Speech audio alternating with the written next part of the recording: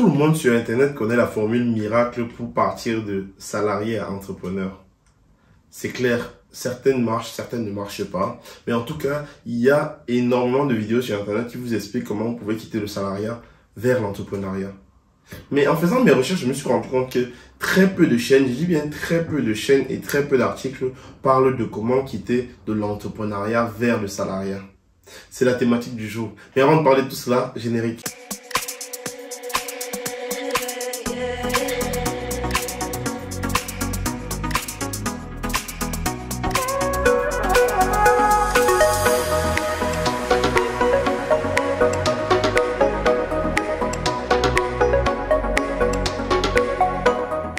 Bonjour les amis, j'espère que vous allez bien. Bienvenue sur Un Jour Métier. Ici, on parle d'orientation, de reconversion, de digital. Bref, on parle de tout ce qui est lié à l'épanouissement de la jeunesse en général. Alors, la thématique d'aujourd'hui est simple. Comment partir de l'entrepreneuriat vers le salariat? Alors, petite parenthèse, pensez à vous abonner et à activer la cloche de notification afin d'être au courant de toutes nos publications hebdomadaires.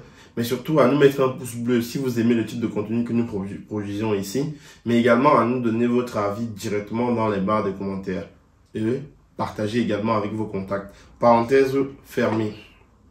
En effet, si la plupart des chaînes parlent de comment devenir entrepreneur, c'est parce que il y a tout un business model aujourd'hui qui est développé autour de cela, notamment via la vente de formation et de coaching et bien d'autres éléments. Sauf que la plupart des chaînes ne vous disent jamais comment faire pour faire le chemin inverse. Parce qu'en effet, il y a également énormément d'entrepreneurs qui sont dans la porte du gouffre, qui sont super endettés et qui veulent abandonner, mais qui ne savent pas comment faire le chemin retour. D'après une statistique de l'INSEE, seule une entreprise sur 5 réussit dans les 5 années de sa création. Ça veut dire qu'il y a en moyenne 4 entrepreneurs sur 5 qui potentiellement n'ont pas d'issue après la création de leur entreprise. Ils vont soit retenter leur chance vers une autre entreprise ou alors essayer de retourner vers le salariat. Alors, comment faire? Alors, pour faire cela, dans un premier temps, il faut faire le point. Faire le point, c'est qu'est-ce qui s'est passé, qu'est-ce qui n'a pas marché, pourquoi ça n'a pas marché, est-ce que c'est individuel, est-ce que c'est lié à la personnalité, est-ce que c'est lié à la compétence, est-ce que c'est lié au marché, est-ce que c'est lié à l'individu, est-ce que c'est lié à l'écosystème. Bref, faire le point. Moi, je pense que c'est vraiment la première étape. Comprendre quels ont été les facteurs qui ont contribué à votre échec, quels ont été les facteurs qui vous ont donné espoir finalement. Pourquoi est-ce que pourquoi est-ce que vous vous êtes lancé? Parce que comme on le dit souvent, parfois le pourquoi est l'élément moteur dans toute réussite, mais également dans tout échec. Donc l'idée, c'est vraiment de comprendre pourquoi est-ce que vous êtes lancé. Qu'est-ce qui a fonctionné? Qu'est-ce qui n'a pas fonctionné? Qu'est-ce qui serait améliorable? Est-ce que c'est que l'entrepreneuriat n'est pas fait pour vous? Ou alors le business que vous avez lancé ne correspondait pas à un besoin du marché, auquel cas il faudrait juste changer de marché? Ou alors vous n'étiez pas dans la résolution d'un problème particulier? Bref, faire vraiment le point afin de comprendre tout ce qui a été mis sur pied. Qu'est-ce qui a marché? Qu'est-ce qui n'a pas marché? Les pourquoi. Une fois qu'on a fait le point, on doit faire ce qu'on appelle réaliser un bilan de compétences pour mieux connaître et cibler les candidatures. Oui, en effet, quand on a fait le point et qu'on s'est rendu compte finalement on ne peut plus continuer, on ne peut plus rester dans l'entrepreneuriat, c'est peut-être pas fait pour nous, on n'a peut-être pas la carrure, on n'a peut-être pas le mindset qu'il faut, et qu'on on décide maintenant de retourner, il faut faire un bilan de compétences. Quelles sont les compétences qu'on avait avant de commencer? Quelles sont les compétences qu'on a acquises lors de la période entrepreneuriale? Comment est-ce qu'on pourrait finalement mettre cela en valeur? Quelles sont les compétences qu'on peut vendre aujourd'hui sur le marché? Est-ce qu'on va revenir vers le poste qu'on avait avant d'aller en entrepreneuriat? Ou alors les compétences qu'on a acquises durant notre période d'entrepreneur peuvent s'ajouter à celles qu'on avait déjà en amont pour créer un nouveau profil sur le marché ou pas? Alors, faire un bilan de compétences, généralement dans ces processus, moi je conseille fortement de se faire accompagner, de se faire conseiller. Parce que parfois, on n'a pas toujours conscience des domaines sur lesquels on excelle. Parfois, on n'a pas toujours conscience des domaines sur lesquels on est excellent parce que, soit par personnalité, soit pour d'autres raisons X ou Y. Moi, je propose toujours d'aller vers des conseillers d'orientation professionnelle qui vont vous suivre, vous étudier véritablement votre profil afin d'en ressortir vraiment la meilleure valeur ajoutée que vous puissiez apporter aux entreprises et déterminer véritablement le profil qui serait, en tout cas le type de candidature qui serait idéal pour vous. Une fois qu'on a fait cela, il faut refaire, entre guillemets, des candidatures. Refaire des candidatures, cela voudrait dire que vous savez déjà quel type de poste vous allez chercher, vous savez déjà quel type de métier vous voulez faire en retournant sur le marché de l'emploi. Et suite à cela, vous allez refaire votre CV, refaire votre lettre de motivation.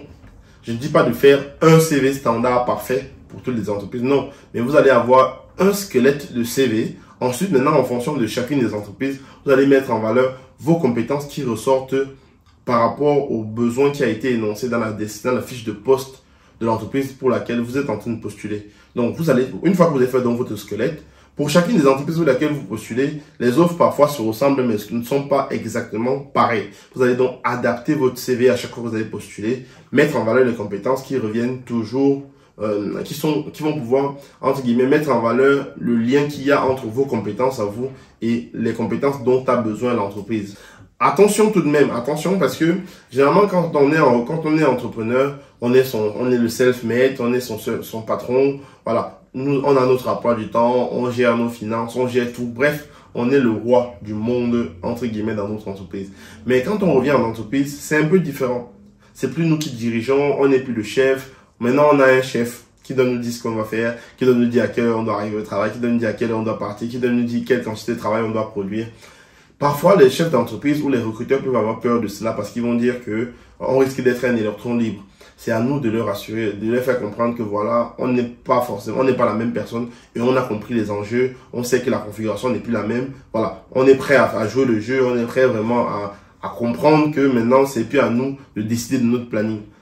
Ça peut être vraiment un élément de réticence. C'est à vous de mettre en valeur votre côté que vous allez vous adapter, vous saurez vous adapter si vous avez pu vous adapter. Tout en disant par exemple que vous avez déjà été salarié par le passé et que ça s'est très bien passé. Vous avez tenté une expérience, ça n'a pas marché, mais ça vous a au contraire éduqué et véritablement fortifié. Que vos connaissances même transverses vont aider l'entreprise finalement. Vous ne serez pas uniquement dans le poste qu'on vous a confié, mais vous serez capable d'être une force de proposition également pour des postes voisins et similaires aux vôtres. Donc l'idée vraiment c'est de rassurer les recruteurs pour qu'ils puissent comprendre que malgré le fait que vous avez été self-made pendant une période, cela ne sera pas un problème pour son entreprise.